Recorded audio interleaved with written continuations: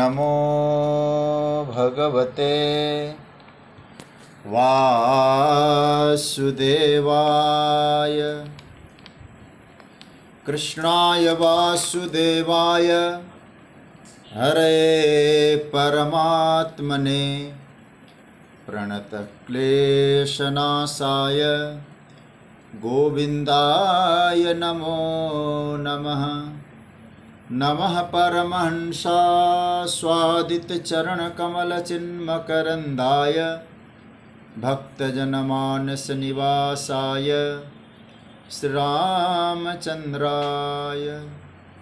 वागीशायस्य वदने लक्ष्मीर्यस्य च वक्ष्यसि यस्यास्ते हृदये संवित्तं नृसिंहमहं भजे। गुरुर्ब्रह्मा गुरुर्विष्णुर्गुरुर्देवो महेश्वरः गुरुसाक्षात् परब्रह्म तस्मै श्री गुरवे नमः। भगवत चरण कमलानुरागी सभी आत्मीय प्रिय प्रभु प्रेमीजन, हमारे स्वाध्याय परिवार से जुड़े हुए सभी आदरणीय महानुभाव, स्नेहीजन, आप सभी को मेरा प्रणाम, मेरा वंदन। जय सिया राम, राधे राधे, जय श्री कृष्ण। प्रभु की मंगलमयी कृपा से हम लोग विज्ञान के माध्यम से श्रीमद् भगवत गीता की चिंतन की यात्रा कर रहे हैं। जो प्रक्रिया चली है कि हम लोग इस पर चिंतन करने से पूर्व पाठ करते हैं, तो आइए बड़ी मस्ती के साथ 12वें अध्याय का पाठ करें, फिर आगे किया चिंतन। ओम श्री परमात्मने नमः। अथ द्वादशोऽध्याय। अर्जुन उवाच एवं सततयुक्ताये भक्तास्त्वां पर्युपासते ये चाप्यक्षरमव्यक्तं तेषां के योगवित्तमाः। श्रीभगवानुवाच मय्यावेश्य मनो ये मां नित्ययुक्ता उपासते श्रद्धया परयोपेतास्ते मे युक्ततमा मताः। ये त्वक्षरमनिर्देश्य मव्यक्तं पर्युपासते सर्वत्र गमचिन्त्यं च कूटस्थमचलं ध्रुवं सन्नियम्येन्द्रियग्रामं सर्वत्र समबुद्धयः ते प्राप्नुवन्ति मामेव सर्वभूतहिते रताः। क्लेशोऽधिकतरस्तेषामव्यक्तासक्तचेतसाम् अव्यक्ता हि गतिर्दुःखं देहवद्भिरवाप्यते। ये तु सर्वाणि कर्माणि मयि सन्न्यस्य मत्पराः अनन्येनैव योगेन मां ध्यायन्त उपासते तेषामहं समुद्धर्ता मृत्युसंसारसागरात्। भवामि न चिरात् पार्थ मय्यावेशितचेतसां मय्येव मन आधत्स्व मयि बुद्धिं निवेशय निवसिष्यसि मय्येव अत ऊर्ध्वं न संशयः। अथ चित्तं समाधातुं न शक्नोषि मयि स्थिरम् अभ्यासयोगेन ततो मामिच्छाप्तुं धनञ्जय। अभ्यासेऽप्यसमर्थोऽसि मत्कर्मा परमो भव मदर्थमपि कर्माणि कुर्वन् सिद्धिमवाप्स्यसि। अथैतदप्यसक्तोषि कर्तुं मद्योगमाश्रितः सर्वकर्मफलत्यागं ततः कुरु यतात्मवान्। श्रेयो हि ज्ञानमभ्यासात् ज्ञानात् ध्यानं विशिष्यते ध्यानात् कर्मफलत्यागस्त्यागात् शान्तिरनन्तरम्। अद्वेष्टा सर्वभूतानां मैत्रः करुण एव च निर्ममो निरहंकार समदुःखसुखक्षमी सन्तुष्टः सततं योगी यतात्मा दृढनिश्चयः। मय्यर्पितमनो बुद्धिर्यो मद्भक्तः समे प्रियः।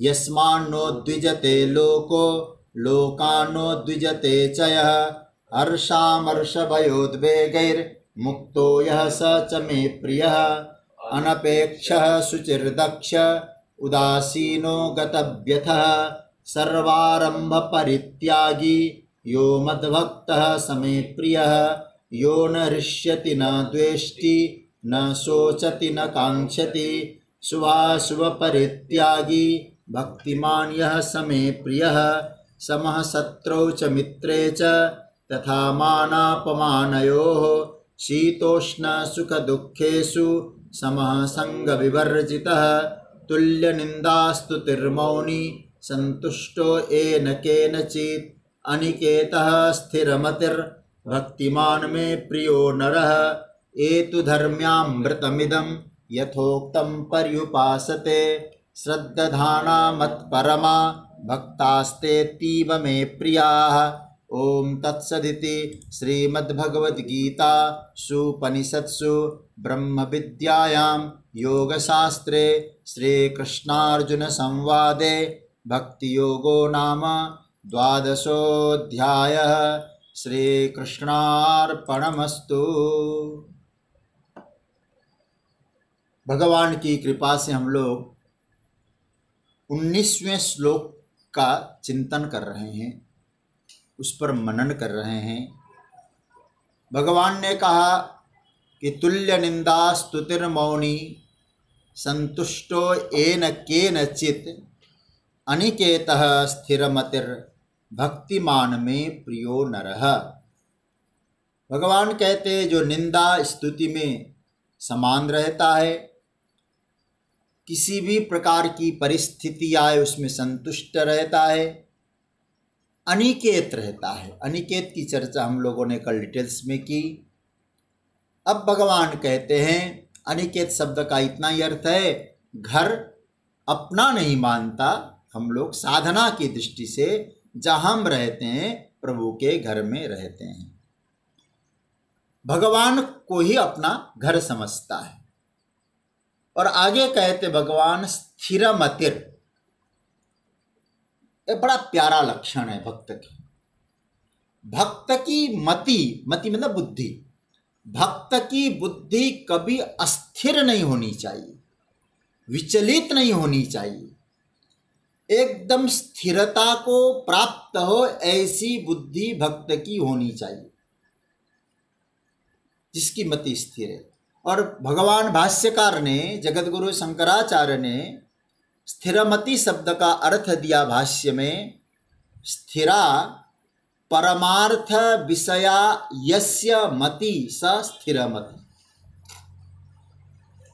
परमार्थ के विषय में जिसकी बुद्धि है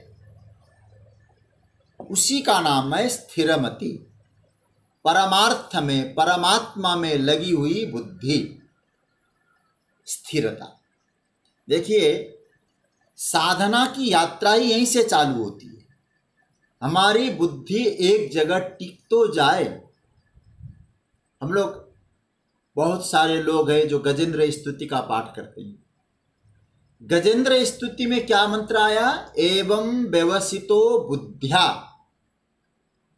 अपनी बुद्धि को उसने व्यवस्थित किया, स्थिर किया, तब वो भगवान की आराधना में लग गया। बुद्धि की स्थिरता बहुत आवश्यक है साधना में। और संशय और विपर्य ये बुद्धि में नहीं होनी चाहिए। संशय का मतलब तो आप जानते हैं, संदेह नहीं होनी चाहिए बुद्धि में कि भाई हम परमात्मा है या नहीं, परमात्मा को माने या नहीं, परमात्मा का भजन करे या नहीं। एक तो संशय नहीं हो, और विपर्य नहीं होना चाहिए। विपर्य का मतलब होता है विपरीत ज्ञान, मतलब संशय और विपर्य से रहित बुद्धि स्थिर बुद्धि है। बोले पूज्यपाद मानव सेवा संघ के स्वामी शरणानंद जी महाराज कहा करते थे, विकल्प रहित बुद्धि का नाम ही स्थिरमति है। विकल्प रहित मतलब कोई ऑप्शंस नहीं है अब आपके पास, भगवान है, इसके अलावा किसी प्रकार का कोई विकल्प नहीं है, कोई चयन नहीं है। मेरे तो गिरधर गोपाल बस। और आगे किसी प्रकार का चॉइस नाम की चीज नहीं, विकल्प नाम की चीज नहीं है। ऐसे भक्त की बुद्धि स्थिर है, उसकी बुद्धि डामाडोल नहीं है। देखिए, भक्त की बुद्धि भगवत तत्व के ज्ञान में जब रह जाती है, परमार्थ में रह जाती है, तो किसी भी अवस्था में वो विचलित नहीं होती। इसलिए भगवान क्या कहते हैं? स्थिरमति। देखिए, हमारे संतों ने इसका अर्थ किया, जब भक्त ने भगवान में अपनी बुद्धि को लगा दिया, टिका दिया, तो आप जानते हैं वो भक्त नहीं कहेगा कोई प्रमाण तो तब भगवान को मान ले। मान लिया, बुद्धि ने स्वीकार कर लिया, तो प्रमाण की भी उसको आवश्यकता नहीं है। वह स्वाभाविक रूप से अपने मति को, अपनी बुद्धि को ठाकुर जी के चरण कमलों में समर्पित कर चुका है, मति को स्थिर कर दिया है। देखो, आप लोग श्रीमद् भागवत जी की कथा में सुनते होंगे ना, कुरुक्षेत्र के रण मैदान में सरसैया पर भीष्म पितामह पड़े हैं, बहुत दिन हो गए, शरीर से रक्त टपक रहा है, इतने बड़े नाम जापक भीष्म पितामह, और उस समय भगवान नंद नंदन श्याम सुंदर उनके निकट पहुंचते हैं, तो भीष्म जी की पहली वाणी प्रकट होती है, महाराज ऐसी कृपा करो मेरी बुद्धि आपके चरण कमल में चली जाए। और हमारे महात्मा लोग तो यहां तक कहते हैं, इतिमति रूप कल्पिता वितृष्णा, भीष्म स्तुति, मेरी बुद्धि वितृष्णा है, कुंवारी है। कुंवारी का मतलब है जिसमें किसी प्रकार की तृष्णा नाम की चीज नहीं है, ऐसी बुद्धि मेरी है, और ऐसी बुद्धि ही भगवान को समर्पित हो सकती है। इसलिए मैं एक निवेदन करूंगा, स्थिरमतिर बनाना हो तो अपनी बुद्धि को बेटी बना लो। याद रखना, हम तो भागवत के पंडित है, इसलिए बीच बीच में भागवत के पुट दे देते हैं। श्रीमद् भागवत में बुद्धि का वर्णन ऐसे तो अनेक जगह है, लेकिन मुख्यतः 2 जगह जो वर्णन आया है, वहां एक तो वर्णन आया भीष्म पितामह के प्रसंग में, जहां भीष्म जी कहते मेरी बुद्धि क्या है? पुत्री है। और पुरंजन उपाख्यान में भी बुद्धि का वर्णन आया, लेकिन पुरंजन उपाख्यान में पुरंजन ने कहा बुद्धि और कुछ कोई नहीं है, मेरी पत्नी मेरी बुद्धि है। अब आपसे निवेदन ये करना चाहूंगा, पत्नी भाव और पुत्री भाव को जरा कंपैरिजन करिए, निष्काम कहां होगा? पत्नी भाव निष्काम भाव नहीं हो सकता है, पुत्री भाव पिता के लिए निष्काम भाव होता है। देखिए, अपेक्षा पति को पत्नी से कुछ है, लेकिन पुत्री से पिता को कोई अपेक्षा नहीं है। यदि अपेक्षा रखता है, उचित भी नहीं। क्यों? वो तो ये सोचता है मेरी पुत्री कुछ बड़ी हो गई, बस इसके परवरिश करें और इसके कदम इधर उधर न चले जाएं, इसलिए योग्य वर देखकर इसके लिए आगे व्यवस्था करें। हर पिता के मन में भाव रहता है। तो जब बुद्धि को आप पुत्री के रूप में आप स्वीकार करेंगे, तो सज्जनों एक बात तो आपको मानना पड़ेगा कि आपका उत्तरदायित्व तो बढ़ गया है। आप अपनी बुद्धि को, अपनी पुत्री को व्यवस्थित करिए, पैर फिसल सकते हैं, इसलिए योग्य वर खोजिए। उसी योग्य वर का नाम है मेरे प्रभु। बुद्धि को पुत्री बनाकर योग्य बनाइए, निष्काम बनाइए, और ऐसी पुत्री गोविंद के चरणों में समर्पित कर दीजिए। निष्काम बुद्धि, तो ऐसी जब बुद्धि होगी कोई काम, और बुद्धि को चलायमान करने वाली चीज क्या है? बुद्धि को विचलित करने वाली चीज क्या है? हमारी इच्छाएं, हमारी कामनाएं। और ऐसी होती है सज्जनों, बुद्धि को एक जगह टिकने नहीं देती। आप लोग पढ़ चुके हैं 2 अध्याय का 44वां श्लोक, भोग ऐश्वर्य प्रसक्तानाम तयापहृत चेतसाम। महाराज, ये भोग इत्यादि जो कामना है ना, अपहरण कर देती बुद्धि को। समाधौ न विधीयते, फिर व्यवस्थित नहीं बन पाती। एक जगह लगाना भी चाहते हैं ना, और बुद्धि लगती नहीं है, क्योंकि बुद्धि ने अनेक जगह अपना स्थान बना लिया है, कामना नचाती रहती है। तो कहने का अर्थ यह है, भगवान कहते हैं अपनी बुद्धि को डामाडोल नहीं होने देता है मेरा भक्त, क्योंकि उसकी पकड़ इतनी मजबूत है कि मेरे श्री चरणों से अपनी बुद्धि को जोड़ देता है, और मैं जब स्थिर हूं तो उसकी बुद्धि को अस्थिर कैसे बनाऊंगा। संसार के पद, संसार के पदार्थ, संसार के संबंध, बुरा मत मानना, कोई स्थिर नहीं है, आने जाने वाले हैं, और हम वहां बुद्धि को लगाएंगे जो अस्थिर हो, और बुद्धि को वहां लगाएंगे और हम सोचे हमारी बुद्धि स्थिर बने। जो सर्वदा रहने वाला है, सदा रहने वाला है, यदि उसमें हम अपनी बुद्धि को लगाएंगे तो बुद्धि क्या है, वो भी स्थिर है और हमारी बुद्धि भी स्थिर हो सकती है। तो बुद्धि का जो कंसंट्रेशन वाली जो बात आती है ना, भगवान में ही स्थिर हो सकती है, अन्यत्र बड़ा कठिन है। इसलिए क्या कहते हैं, पतंजलि भी कहते हैं, योग का परम लक्ष्य क्या है, तदा द्रष्टु स्वरूप अवस्थान, अपने दृष्टा के रूप में अवस्थित हो जाना।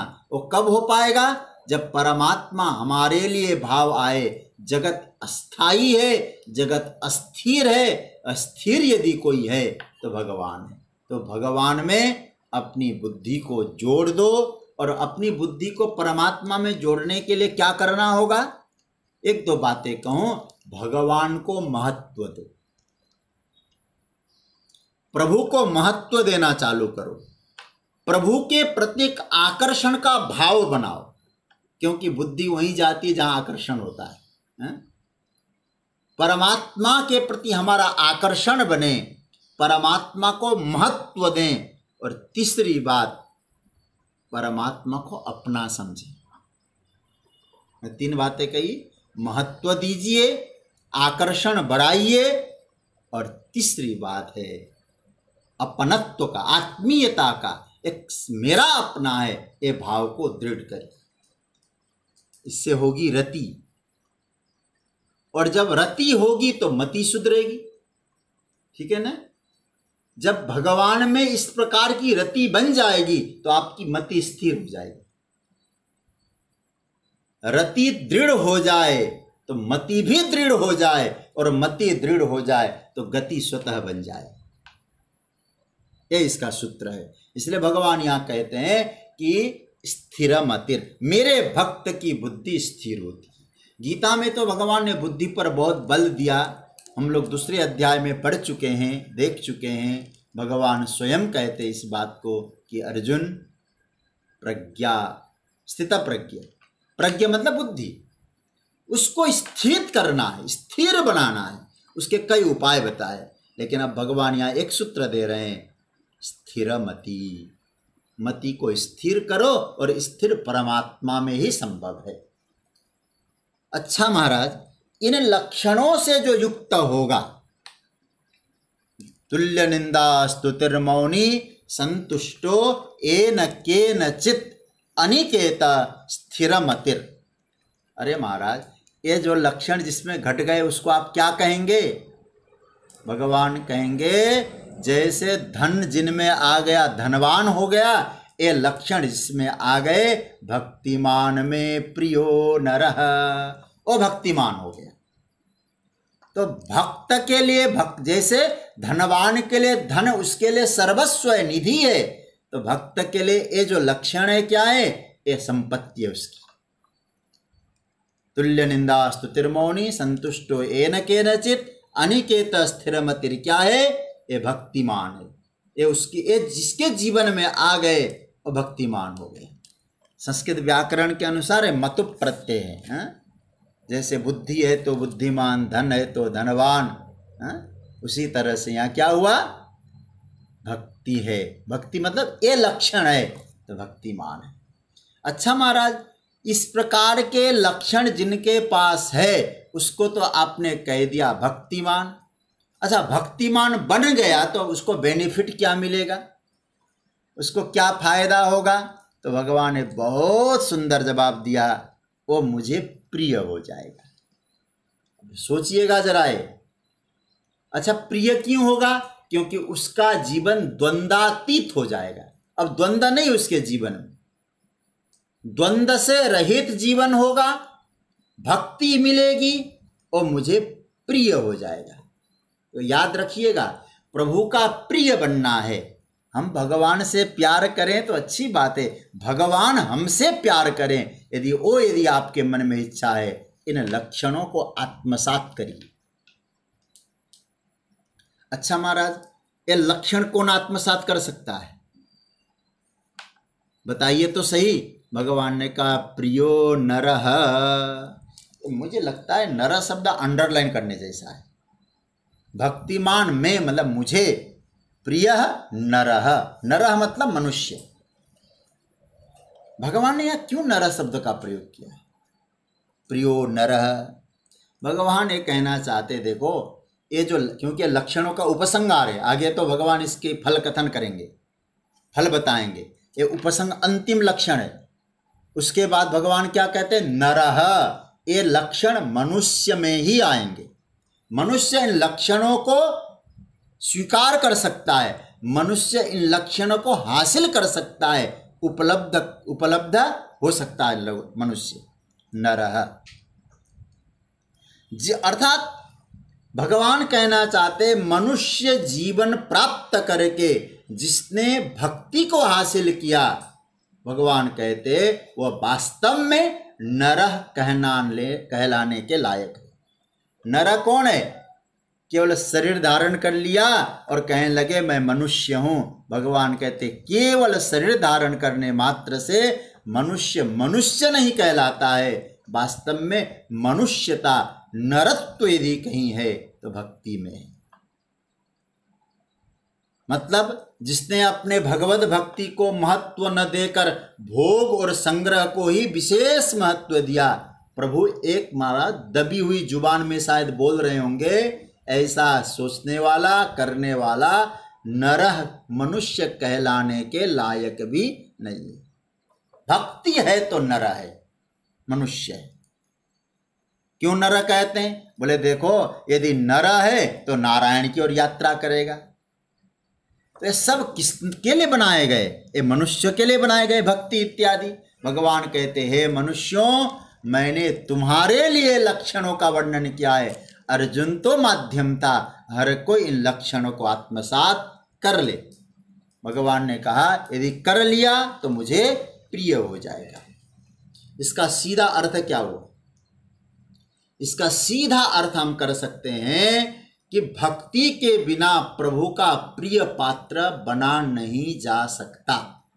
याद रखिएगा, भक्ति ऐसा, क्योंकि भगवान पहले भी कह चुके हैं, कई बार कह चुके हैं, गीता में नहीं अन्य ग्रंथों में, भक्ति प्रियो माधव। भगवान को भक्ति प्रिय है। भक्ति ऐसा तत्व है महाराज, नर को प्रभु से जोड़ देता है। वही मनुष्य श्रेष्ठ है जो मनुष्य तन पाकर प्रभु से भक्ति के माध्यम से जुड़ा। गोस्वामी जी स्पष्ट कहते हैं, सोई सुंदर सोई सुभग शरीरा, जो तनु पाई भजहि रघुवीरा। और याद रखना, ये भक्ति का जो विवेचन है ना, मनुष्य के लिए ही है। भक्ति नहीं है तो मनुष्य पशुवत है। कैसा पशु है? बिना पूंछ और सींग का पशु है मनुष्य। भक्ति जीवन में आ जाए, भगवान का स्मरण आ जाए, भगवान का ध्यान आ जाए, भगवान का नाम आ जाए, वही नर कहना ले लायक है। एक छोटा सा प्रसंग याद आ रहा है। भगवत भक्ति के बिना, भगवत साक्षात्कार के बिना जो समय निकल गया वो हमारे आयु में गिनना भी नहीं चाहिए। हमने जिया ही नहीं। जब भगवान राम विवाह के बाद अयोध्या लौटे, रात्रि का समय है और वहाँ मैया कौशल्या गई प्रभु के पास, सर पे हाथ फिराया, राघव बहुत दिनों के बाद तुम आए हो ना।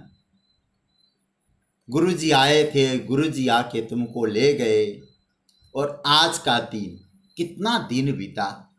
राम, एक काम हो सकता है क्या? बोले क्या? आपके दर्शन के बिना, आपके साक्षात्कार के बिना जो समय बीत गया हो, उस समय हमारे आयु में गिनती न करे प्रभु। क्या कहती है यशोदा?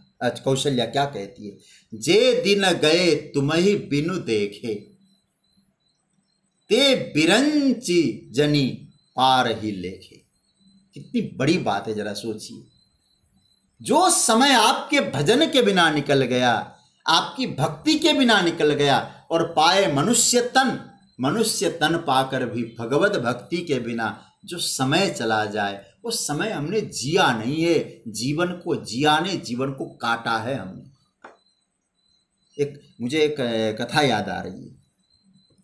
हमारे सुभाष बग्गा जी यहाँ है ना, हमारे स्वाध्याय परिवार में बहुत अच्छा लेख लिखते हैं आप, किताब भी लिखी आपने। मैं अभी तो कोरोना से यात्रा नहीं कर पाता हूँ, नहीं तो प्रतिवर्ष प्राय मालवीय नगर दिल्ली में शिवरात्रि के समय में कथा में पहुँचता था। 2-3 साल से नहीं जाना हो रहा है। तो वहाँ आपके पूज्य पिताश्री श्री हरबंस लाल बग्गा जी, और मैं वहाँ जाता था तो मुझे एक लगता था कि मैं चार्ज हो रहा हूँ। बहुत रामचरितमानस के तो क्या गजब के चिंतक थे वो। तो आप आते थे, सुनाया करते थे। उन्होंने एक कहानी सुनाई हमको बहुत अच्छा लगा। हो सकता है शब्दों में कुछ हेर फेर हो, भाव शायद सटीक न बैठे, लेकिन उन्होंने मुझे वो सुनाया था मालवीय नगर दिल्ली में। कहते हैं कि एक बार एक संत ने एक बहु विवाहिता से प्रश्न किया। उन्होंने बोला, जो कह के तुम्हारी उम्र कितनी है? देखने में तो 40-45 की लग रही थी। उस बहू ने कहा कि मेरी उम्र जो है 20 वर्ष है। अच्छा, एक बात बताओ, तुम्हारे पति की आयु कितनी है? उनकी उम्र कितनी है? उन्होंने कहा मेरे जो पति है ना, मेरे पति की जो उम्र है वो 5 वर्ष है। अपनी आयु 20 वर्ष है और पति की उम्र 5 वर्ष है। कहा कि तुम्हारी सास की उम्र कितनी है? बोले 15 वर्ष। विचित्र है। फिर बाद में उन्होंने कहा, अच्छा तुम्हारे ससुर की आयु बताओ। बोले वो तो पैदा हुए ही नहीं अभी। मैं कहानी सुन के बड़ा अजीब सा लगा। तो कहा कि भाई ये समझ में नहीं आया, तुम्हारी उम्र 20, पति की 5, सास की 15 और ससुर पैदा ही नहीं हुए, क्या मतलब हुआ? तो उसने बहुत बढ़िया जवाब दिया। बोले देखिए, 40 साल की उम्र हो गई, विवाह से पूर्व 18 वर्ष में मेरा विवाह हुआ। विवाह से पूर्व कभी भगवान का भजन किया ही नहीं। लेकिन विवाह के 2 साल के बाद एक संत मेरे घर में आए, मुझे भगवान के मार्ग की ओर मोड़ दिया, भजन करने लगी। तब मुझे लगा जो भजन किया है वही हमारी आयु का साल है ना, इसलिए मेरी उम्र 20 वर्ष है। बोले 20 वर्ष से मैं ठाकुर जी का भजन कर पा रही हूँ। तो कहा कि पति? बोले महाराज वो तो बिल्कुल नहीं मानते थे। अभी 5 साल ही हुए, हनुमान चालीसा पढ़ते हैं, मंदिर जाते हैं, थोड़ा सत्संग कर लेते हैं। इसलिए 5 साल हो गए तो उनके जीवन 5 वर्ष की आयु में मानती हूँ। बोले सास? बोले मत पूछो, किट्टी पार्टी में जाना, ये करना वो करना, उनका वो तो चलता रहा, लेकिन भजन पूजा नहीं। 15 वर्ष हो गए, उनको भी थोड़ा बहुत सत्संग। लेकिन क्या बताएं, हमारे ससुर साहब ताश तो खेलते हैं लेकिन भजन पूजा में बिल्कुल रुचि नहीं है, इसलिए लगता है कि उनका जन्म हुआ ही नहीं। तो जितना भजन कर पाए हम, वास्तव में मनुष्य कहलाने लायक हैं। इसलिए भगवान क्या कहते हैं? भक्तिमान में प्रियो नरः। ऐसा जो व्यक्ति है वो मनुष्य कहलाने लायक है अर्जुन। और मनुष्य कहलाने लायक इसीलिए है क्योंकि वो भजन कर सकता है। जो भजन करता है, सत्संग करता है, जो भक्तों के लक्षण बताए उनको पाने के लिए प्रयास करता है, वो वास्तव में उसका जीवन है और मनुष्य कहलाने लायक है। इसलिए भक्तिमान में प्रियो नरः, ओ ऐसा मनुष्य मुझे प्रिय है। देखिए, सब तो हैं भगवान के पुत्र, लेकिन प्रिय कौन हुआ? जो ये लक्षण वाले होगा। ऐसा नहीं हो सकता कि भगवान के कोई पुत्र सारे के सारे प्रभु के संतान हैं, लेकिन कहना पड़ेगा प्रभु का प्रिय पुत्र कौन होगा? जो भगवान का भजन करता है, प्रभु से प्रेम करता है, वो प्रभु का प्रिय है। हनुमान जी के लिए इसलिए आया है ना, रघुपति प्रिय भक्तम, ये बात आई। तो ये 19वें श्लोक में कितने लक्षण हो गए? तुल्य निंदा स्तुति, पहला लक्षण इस श्लोक में। दूसरा बताया मौनी, तीसरा बताया संतुष्टो एन केनचित, किसी भी प्रकार से जैसा मिले प्रारब्ध के अनुसार उसमें संतुष्ट रहने वाला। अनिकेत, परमात्मा में निवास करने वाला, अथवा जहां वो निवास करता है वो परमात्मा का मानने वाला। स्थिरमतिर, जिसकी बुद्धि स्थिर हो गई है। हे अर्जुन, ये लक्षण जिनमें है, ऐसा जो मनुष्य है वो मैं उसको कहूँगा भक्तिमान, वो मुझे प्रिय है, ऐसा मनुष्य। यह 19 श्लोक हो गए। अब भगवान इस प्रकरण का उपसंहार में जो अंतिम श्लोक बोलते हैं, 20वां श्लोक, एक गजब का श्लोक है। जितना भी चिंतन करें इस श्लोक के आधार पे मुझे लगता है कम है। बहुत ही गजब का चिंतन है इस पर। थोड़ा सा हम लोग विचार करेंगे। आइए एक बार हम पाठ करते हैं ये 12वें अध्याय का अंतिम श्लोक। एतु धर्म्यामृतमिदं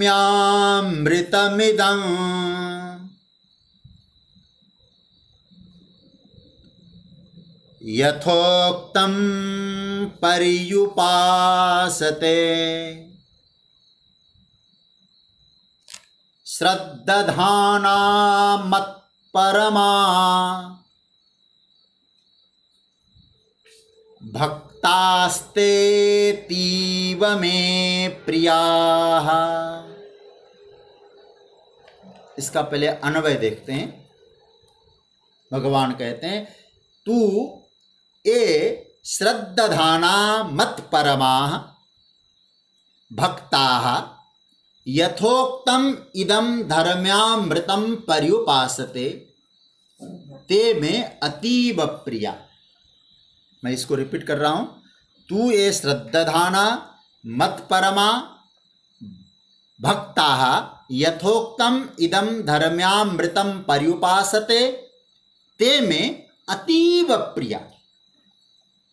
क्या अर्थ है इसका? तू शब्द का अर्थ होता है परंतु। प्रकरण में विशेष बात बताना चाहते भगवान, इसलिए तू शब्द का प्रयोग किया है। ए मतलब जो, श्रद्धाना जो श्रद्धावान है, श्रद्धापूर्वक, मत परमाः मेरे परायण है, मेरे आश्रित है, मुझे ही अपना लक्ष्य समझते हैं। कौन? भक्ताः मुझसे जुड़े हुए लोग। यथोक्तम, यथा उक्तम जैसे कहा गया। क्या कहा गया? इन लक्षणों को कहा गया पहले कहे हुए। कौन सा? बोले इदम धर्म्यामृतम, एक नया नाम दिया। मतलब इन धर्ममय अमृत को, इन धर्ममय अमृत की, इसका नाम क्या दिया इन लक्षणों को? अभी हम चर्चा करेंगे। धर्ममय अमृत, धर्म्यामृत, इनका पर्युपासते, इन धर्ममय अमृत की उपासना करते हैं, सेवन करते हैं।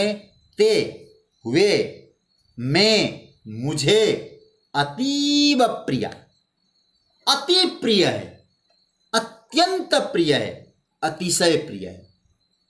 अर्थ समझ में आया होगा आपको। परंतु अर्जुन, जो ये तो लक्षण हो गए ऊपर, परंतु इन लक्षण श्रद्धाना, श्रद्धापूर्वक मेरे परायण होकर जो भक्त पहले कहे हुए इन लक्षणों की, कौन से? धर्मामृत, धर्म के अनुरूप रहने वाला अमृत, उनकी उपासना करता है वे मुझे अतीब प्रिय है, अतिशय प्रिय है। तो क्या बात हो गई इसमें? जो लक्षण है वो लक्षण जिनमें है, अभी हम चर्चा करेंगे, वो तो प्रिय है, लेकिन इन लक्षणों की उपासना जो करेगा वो मुझे अतिशय प्रिय है। ये बड़ा प्यारा मंत्र है, इसको खूब विचार करना पड़ेगा। पहले तो भगवान ने एक नया नामकरण किया है महाराज, बहुत अच्छा। ये जो भक्त के लक्षण भगवान ने बताए, मैं गिन के मैंने गिनती तो की है और आप सब जानते हैं कितने लक्षण है, मैं इसलिए संख्या नहीं बताऊंगा। आपसे ही चाहूँगा कि कभी इस पर चर्चा करूं तो आप लोग इस संख्या का वर्णन करेंगे। तो ये जो भक्तों के लक्षण प्रभु ने बताया, लक्षण क्या है, इनका एक नाम दिया है भगवान ने, धर्म्यामृत। धर्म्यामृत नामकरण किया है गोविंद ने। इसका अर्थ क्या है? धर्म्यामृत शब्द का अर्थ शंकराचार्य जी ने खोल दिया, स्पष्ट कर दिया। क्या कहते हैं? धर्मात् अनपेतम धर्म्यम च तत् अमृतम च तत्। धर्मात् अनपेतम धर्म्यम च तत् अमृतम च तत् अमृत हेतुत्वात्। आहा, जो धर्म से कभी अलग नहीं हो सकता उसको बोलते हैं धर्म्यम। ठीक है, यह धर्म कौन सा? बोले यह अमृत, धर्ममय अमृत। यह अमृत कौन सा? बोले धर्म्यामृत। अच्छा, अमृत शब्द भी आया तो धर्ममय अमृत। भगवान कहते जो ये लक्षण जो मैंने बताए ना अर्जुन, ये सारे जो लक्षण है ये धर्ममय अमृत है, धर्मानुकूल अमृत है। इसलिए तुमको खोजना पड़ेगा अमृत कहाँ रहते हैं, अमृत मिलने वाली जगह कहाँ है। तो मैं तुमको बताता हूँ, अमृत मिलने वाली जगह का नाम तुमको बता रहा हूँ, यह है। एक हमारे पाठशाला में हम पढ़ते थे ना, तो हमने एक श्लोक सुना था, बहुत प्यारा। अमृत कहाँ है? भगवान ने बता दिया, यहाँ है अमृत। इन भक्तों के लक्षण में अमृत है। बड़ा गजब का नाम है। तो श्लोक आया था, अब अमृत कहाँ है? तो एक पहले ऊपर का श्लोक में कहा अमृत के स्थान के नाम बताए। अवधौ विधौ बदुमुखे फणिनाम निवास, स्वर्गे सुधा वसति वै विबुधा वदन्ति। अवधौ, अवधौ का अर्थ होता है समुद्र, समुद्र में अमृत है। विधौ, चंद्रमा में अमृत है। और कहते बधुमुखे, बधुमुख में अमृत है। और कहते हैं फणिनाम निवास, सर्प में अमृत है, स्वर्ग में अमृत है, ऐसा कहते हैं। बोले नहीं, हम तो नहीं मानते। बोले क्यों? यदि अवधौ अमृत है, समुद्र में अमृत है, समुद्र का जल खारा क्यों है? हुआ नहीं। क्षारम क्षयम, देखो भाई, यदि चंद्रमा में अमृत है, चंद्रमा घटता बढ़ता क्यों है? और आगे कहते हैं विषमिंद्रनाश, यदि सर्प के फणा पर, सर्प में अमृत है, तो वहां जहर क्यों है फिर? और आगे कहते हैं स्वर्ग में अमृत है, तो इंद्र बदलता क्यों है? क्षारम क्षयम पतिमृतिर विषमिंद्रनाश। फिर अमृत कहाँ है? कंठे सुधा वसति वै भगवत जनानाम। जो भगवान के भक्त है उनके कंठ में, उनके जीवन में अमृत का निवास होता है। इसलिए सागर मंथन से जो अमृत प्रकट हुआ था अर्जुन, उसमें तो विवाद हुआ था, हम पिए या तुम पियो। और भक्तों के जीवन का भी मंथन तो हुआ, जीवन को मतकर उन्होंने जो अमृत को पाया है, अमृत दिया है, अमृत को आत्मसात किया है, उसमें विवाद नहीं, भगवत संवाद होता है उस अमृत में। भगवान कहते अर्जुन, अमृत खोजने के लिए कहीं तुझे जाने की जरूरत ही नहीं है, आओ यहाँ है अमृत, इन लक्षणों में अमृत है। एक संत हुए दरिया साहब, मुझे लगता है उस श्लोक का उन्होंने अनुवाद कर दिया है। उनका एक भाव है, कोई कह अमृत स्वर्गा माही, देव फिरे क्यों खिर खिर जाही। देखो कहते स्वर्ग में अमृत है तो देवताओं का क्यों पतन होता है, ऊपर से क्यों वापस आना पड़ता है। कोई कह अमृत समुंदर माही, बड़वा नल क्यों सोखे ताही।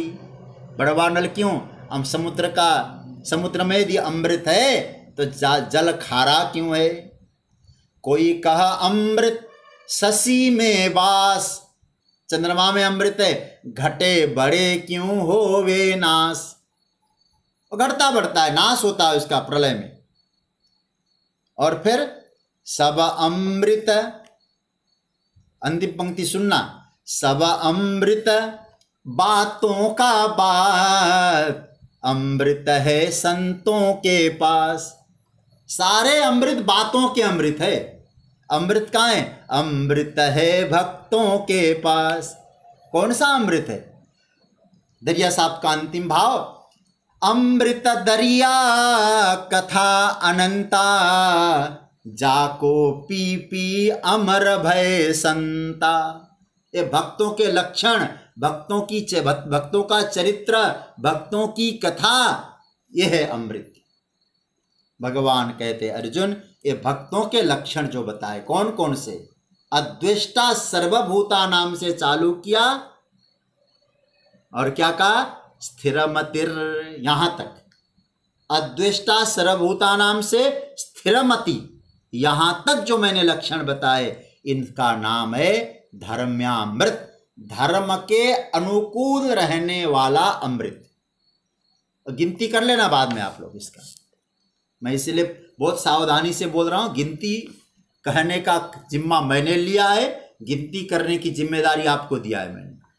इन सारे लक्षणों को गिनना है आपको। भगवान ये संकेत करना चाहते हैं कि अमृत कैसा अमृत, धर्म्यामृत, धर्म के अनुकूल अमृत। थोड़ा सा चिंतन करिएगा। देखो सज्जनों, मुख्यतः ऐसा कहा जाता है कि स्वर्ग में अमृत मिलेगा, देवता लोग उस अमृत को पीते हैं, लेकिन कभी कभी उस अमृत का पान करने वाले देवता, उनकी रुचि भी अधर्म में होती हुई दिखाई देती है, हो जाती। पूज्यपाद स्वामी श्री अखंडानंद सरस्वती जी महाराज गीता दर्शन में कहते हैं कि स्वर्ग के अमृत में मादकता की मात्रा है, वो मादक है। मादक मतलब नशा प्रदान करने वाला, इसलिए प्राय इंद्र नशे में ही रहते हैं। पुराणों में देखना, दूसरे की उन्नति देख लिया तो कैसे उसकी उन्नति को जो है खत्म करें, संदेह रखते हैं। तो जैसे मदिरा नशा करे वैसे स्वर्गामृत भी, तो कहते हैं ना, जैसे मदिरा पीकर नशा छा जाता है वैसे आदमी स्वर्ग का अमृत पीकर भी कभी कभी नशेड़ी बन भी सकता है। ऐसे नशा शब्द का अर्थ, नशा शब्द अरबी शब्द है, लेकिन हमारे संतों की मौज है भाई, इसकी व्युत्पत्ति की है संतों ने। नशा शब्द न सम यया, देखो नशा शब्द का अर्थ क्या, न शम शब्द का अर्थ शांति, जिससे शांति न मिले, कभी शांति न मिले, उसका नाम है नशा। जो नशा से अपने आप को शांत रखना चाहते हैं वे कभी सफल नहीं हुए। हमारे पूज्य गुरुदेव कहा करते थे, नशा का शब्द का अर्थ क्या है, नश्यति अनया इति नशा, जो व्यक्ति को नाश कर दे वो नशा। तो भगवान कहते नहीं अर्जुन, मैं तुमको वो नशा वाला नहीं बल्कि धर्म के अनुकूल रहने वाला दिव्य अमृत के बारे में बताने जा रहा हूं। ये तो धर्म्यामृतमिदम, धर्म्यामृत।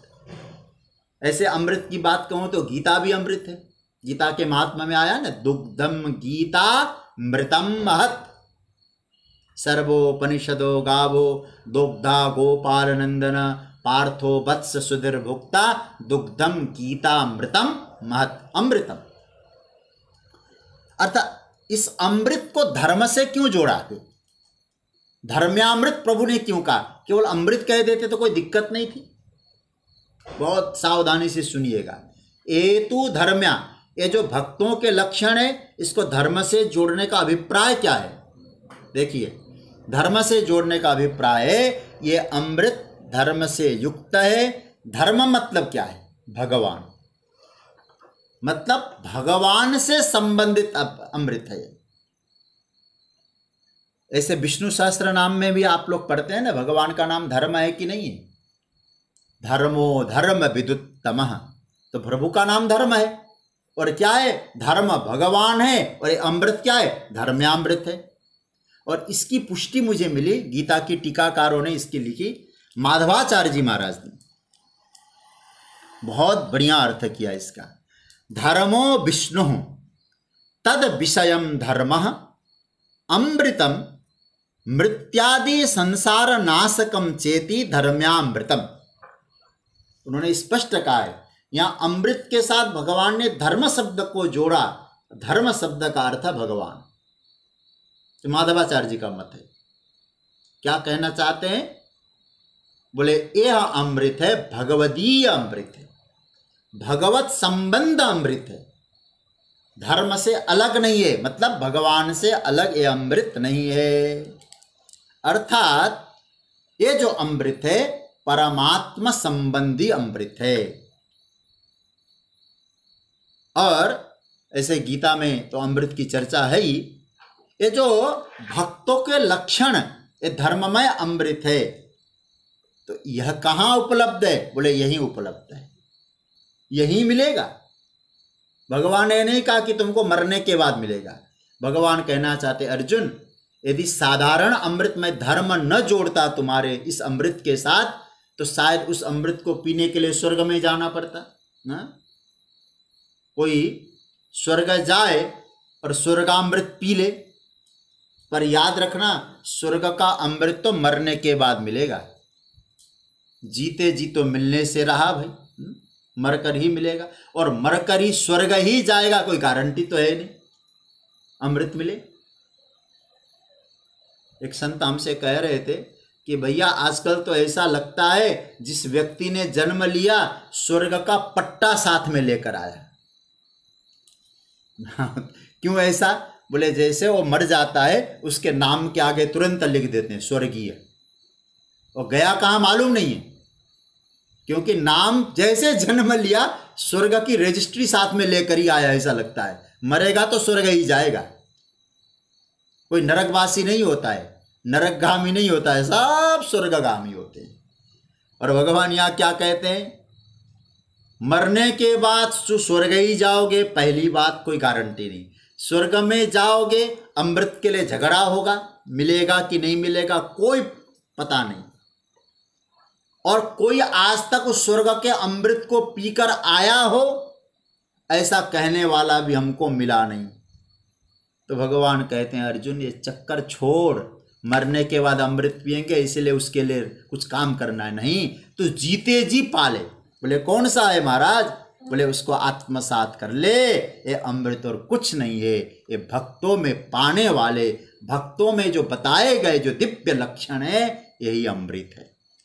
इसको पाले, मतलब जीवन रहते हुए, मरने के बाद नहीं। ये जो लक्षण है धर्म से ओतप्रोत है। इन लक्षणों में किंचित भी अधर्म का लेश मात्र भी नहीं है।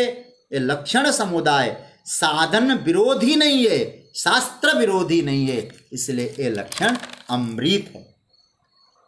सज्जनों, ये जो उपर्युक्त 7 श्लोक है, मैं 7 श्लोक इसलिए कह रहा हूं, 13, 14, 15, 16, 17, 18, 19 ये 7 श्लोक हो गए। और इन श्लोकों में 7 श्लोकों में भगवान ने लक्षणों की चर्चा की। भगवान, और एक बात और याद रखिएगा, एक महत्वपूर्ण बात पे आपका ध्यान चाहूंगा। इन अमृत की उपासना करने वाला, देखो पर्युपासते का, मैं इसका डिटेल्स में कल चर्चा करूंगा। इन अमृत तत्व की जो उपासना करता है, मतलब उनको पाने के लिए लालायित रहता है, वो कौन होता है? भगवान कहते अतीव प्रिय।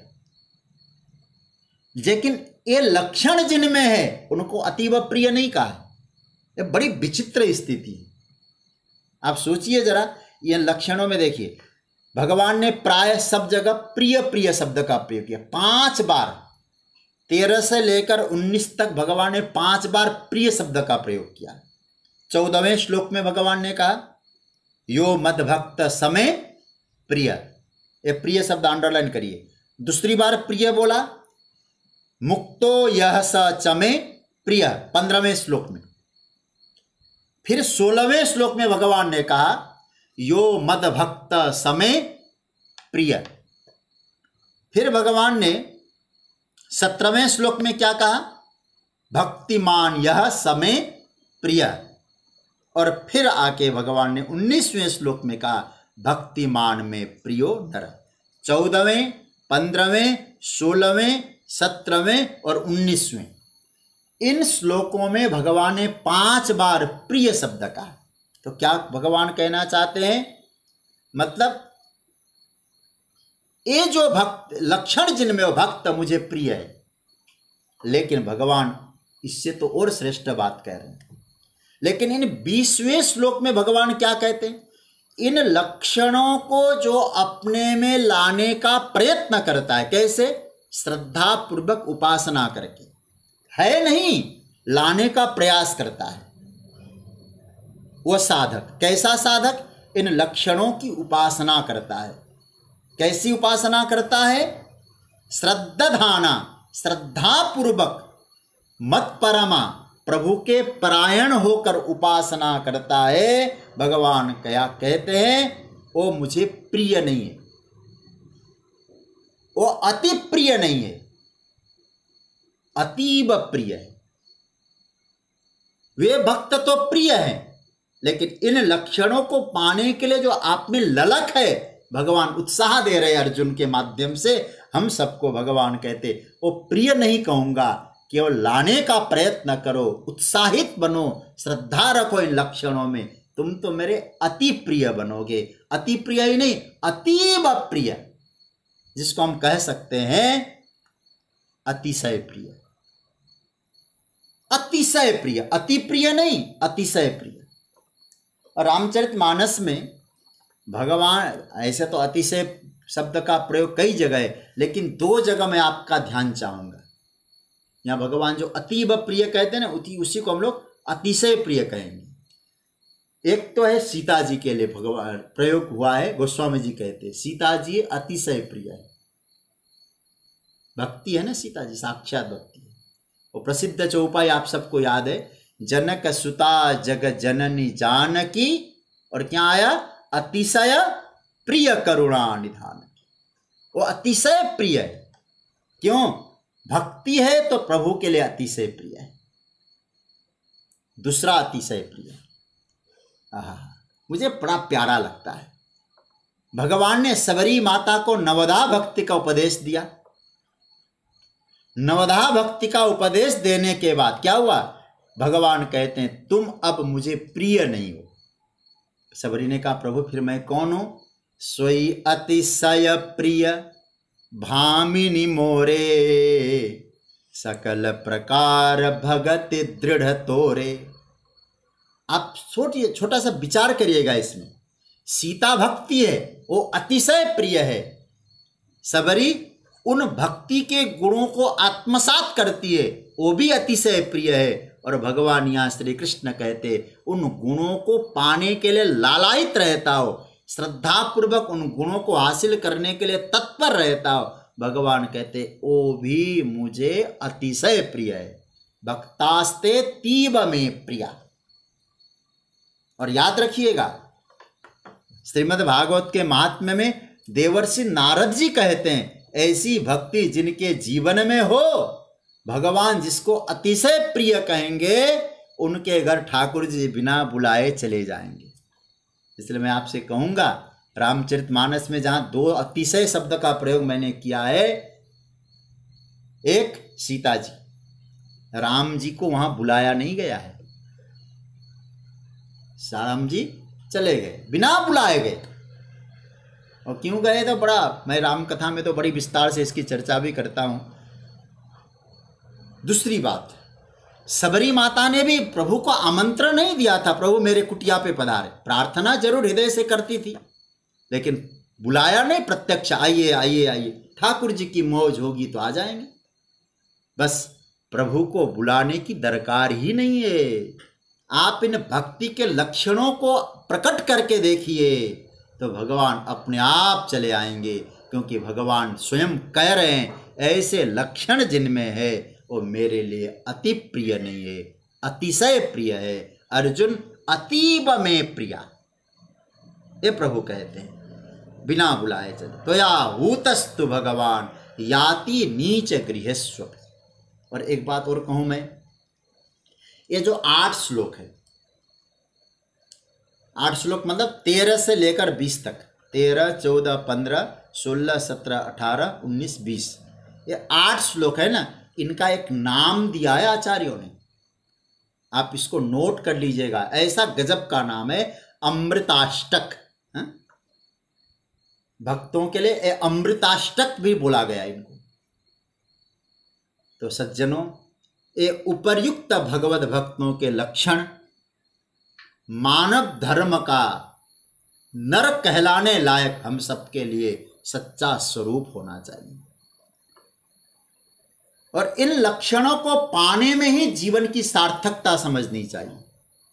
भगवान कहते इन लक्षणों को जो श्रद्धा पूर्वक उपासना करेगा वह साधक सदा सदा के लिए मृत्यु को पार करेगा जाएगा, क्योंकि अमृत है, मृत्यु को पार तो कर जाएगा, अमृत को पालेगा, फिर बोले अमृत स्वरूप जो भगवान है उनको उपलब्ध होगा, उनको प्राप्त कर पाएगा। यह बात, इस बात को स्पष्ट करने के लिए भगवान इस प्रकरण को धर्ममय अमृत का नाम दे रहे हैं। एतु धर्म्या मृतमिदम यथोक्तम पर्युपासते श्रद्धाना मत परमा भक्तास्ते तीव में प्रिया। मैंने इसका आज प्रारंभ किया, कल भी मैं इसी श्लोक पर चिंतन करूंगा।